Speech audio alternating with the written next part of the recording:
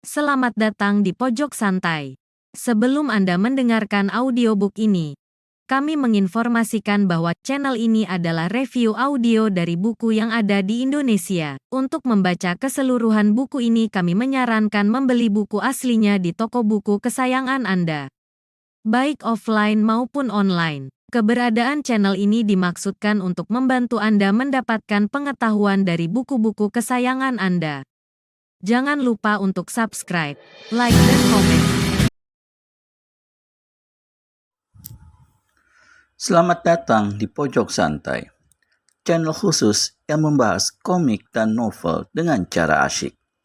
Kita mulai menapaki serial buku ke-8 Wiro Sableng dengan judul Dewi Siluman Bukit Tunggul. Siapkan dirimu kisanak, kita akan memasuki dunia persilatan yang penuh intrik dan tipu daya.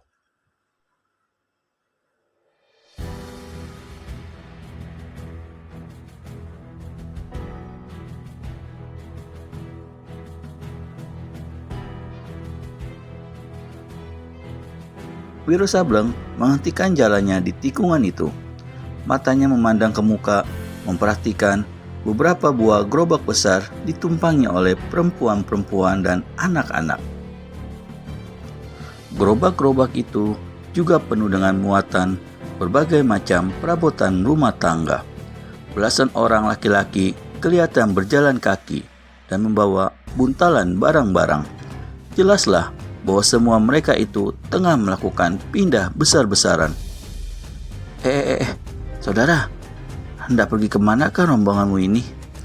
Bertanya Wiro, sewaktu seorang anggota rombongan melangkah ke jurusannya.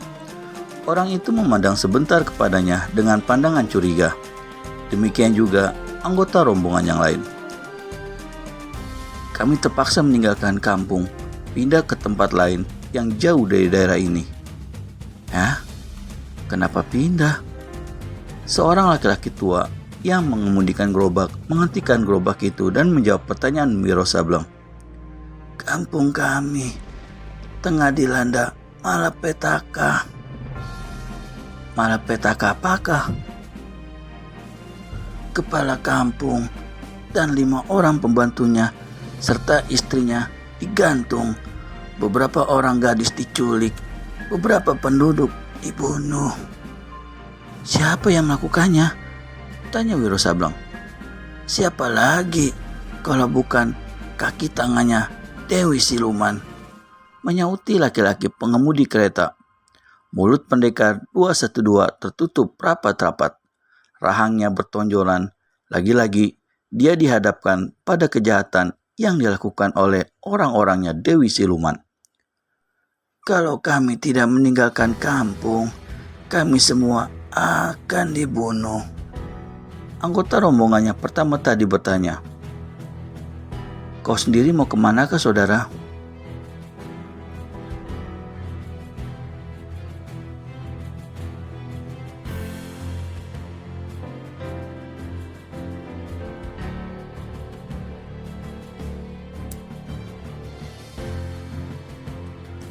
Maksudku ke arah sana, ke kampung kalian.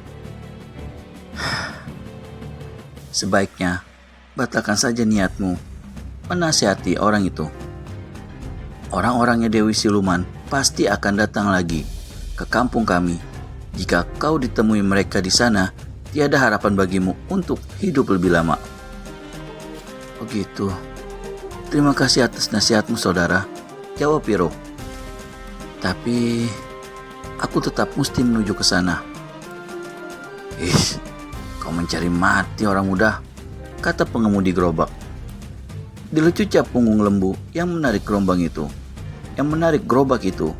Kemudian diberinya aba-aba. Rombongan itu pun bergerak kembali. Wiro Sableng mengikuti rombongan itu dengan pandangannya, sampai akhirnya mereka lenyap di kejauhan. Kira-kira 2 kali sepeminuman teh, Wiro Sableng menemui sebuah kampung yang berada dalam keadaan porak-poranda.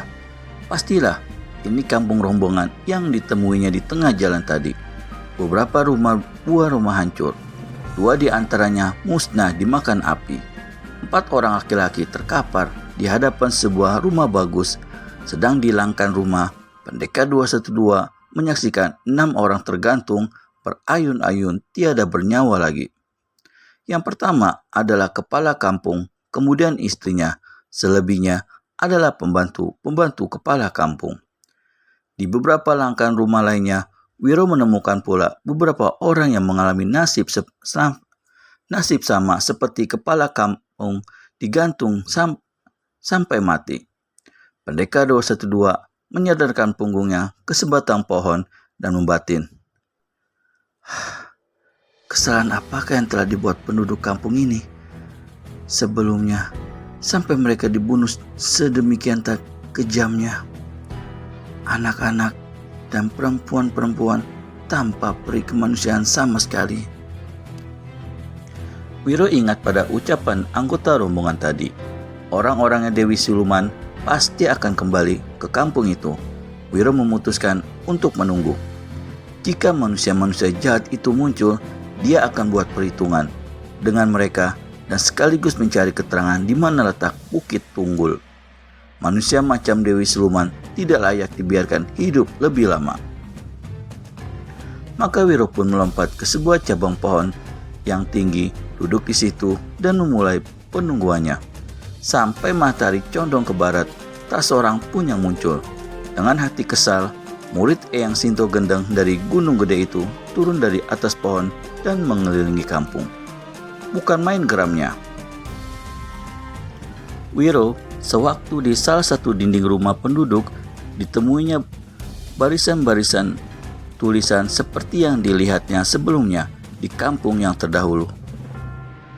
8 penjuru angin adalah daerah kami. Siapa menantang mesti diterjang.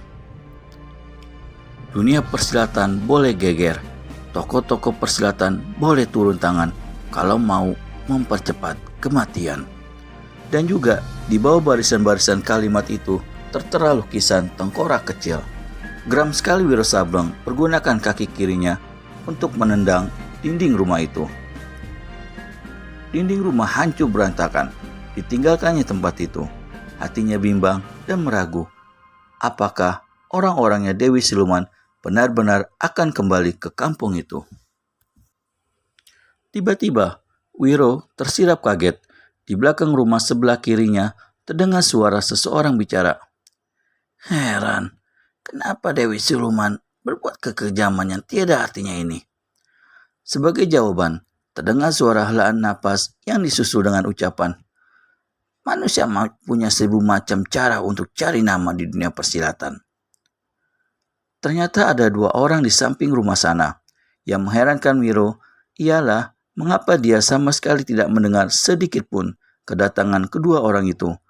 Penuh rasa ingin tahu, Wiro menyelinap ke bagian rumah yang lain dan melompat ke sebatang pohon berdaun rindang. Dari sini jelas sekali dia dapat memandang ke halaman samping rumah tadi. 2 sosok tubuh manusia dilihatnya berdiri di sana. Dan untuk kedua kalinya, Pendekar 212 dibuat terkejut.